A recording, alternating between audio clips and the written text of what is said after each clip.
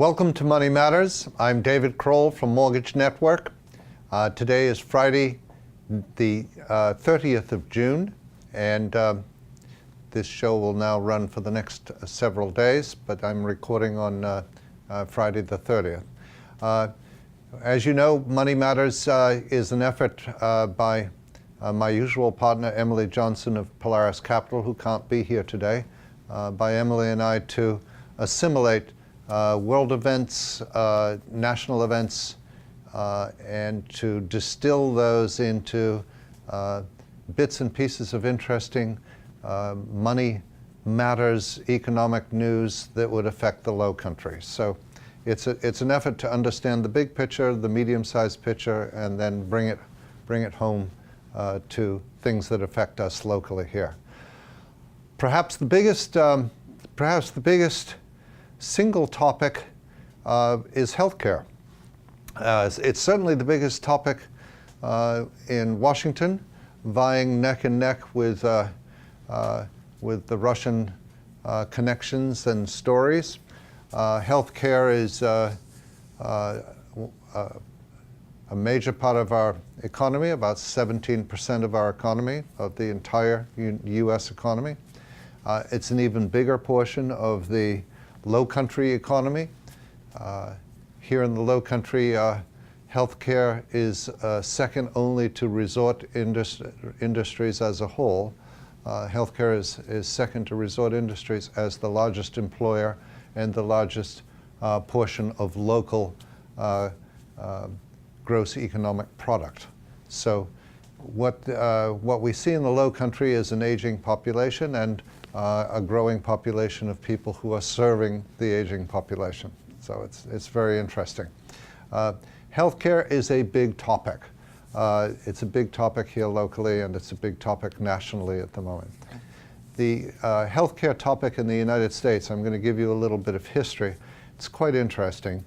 Every other industrialized nation has a national healthcare system. In other words, all people in all other industrialized nations, all the population, 100% of the population, are covered by a single healthcare system. In the United States, it's not so, and it's never been so, in spite of 6 major attempts to make it so, beginning with FDR in 1942. What in effect happened was that as part of the war effort in 1942, of course, a huge number of working age men were in the armed forces, and the remaining available workforce was extremely limited. Women, for the very first time, were brought in large numbers into the workforce, but it was a very topsy-turvy time. The war created all sorts of social change. One of the parts of social change was FDR, in order to control the migration of workers from one area to another, one job to another, because of the shortage, workers could easily get jobs wherever they liked, and this was a very disruptive, had a very disruptive impact on the war effort. FDR imposed wage caps, and this was to prevent instantaneous migration of workers here, there, and everywhere across the country, so that the production in the war effort could continue. So in 1942, wage caps were imposed, and employers got around the wage caps by offering other features of employment. And for the first time, employers started offering health care as a benefit to employment. And the IRS at the time decided that the health care being offered as part of employment was not taxable. So this was the sea change. Before the war, 7 million people had private health insurance.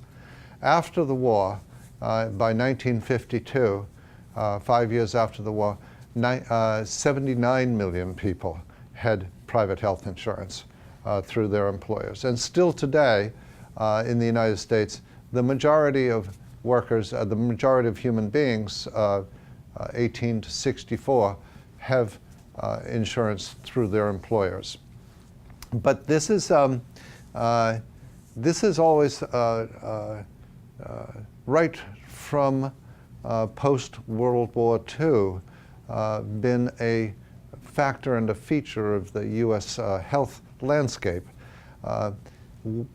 Basically, there's always been a large chunk of uninsured Americans, 18 to 64.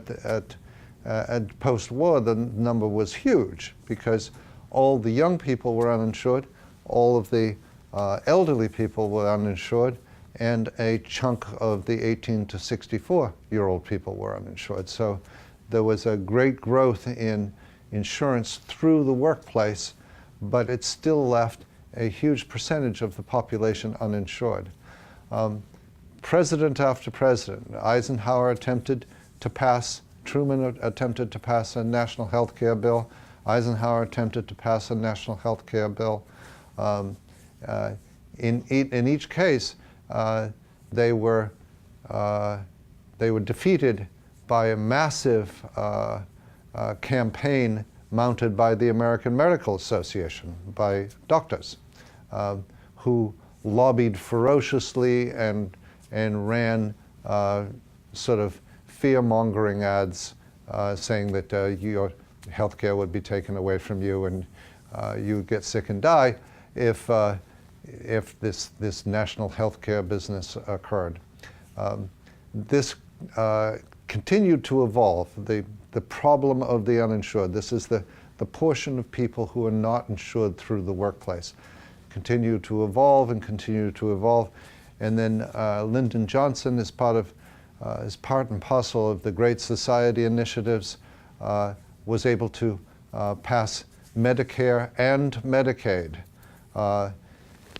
which was a real revolution in U.S. healthcare. So moving forward from Johnson's time, you had work-based healthcare and Medicare and Medicaid.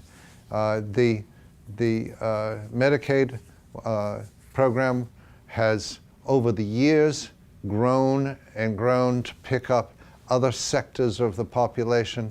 Medicaid now supports over 50% of births in America, over 50% of all medicine and hospitalization and care that relates to childbirth is provided through Medicare.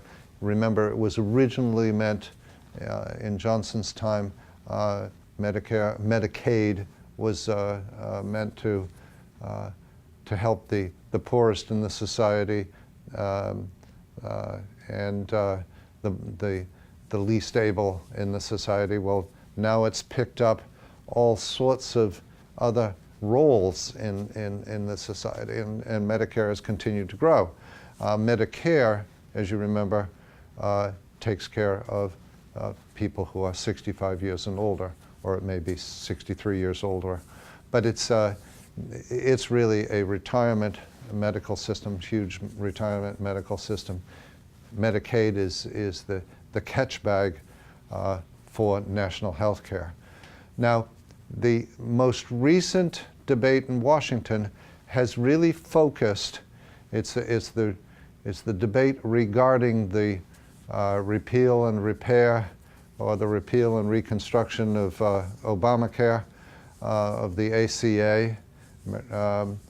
But what it really is a Medicaid, it's a Medicaid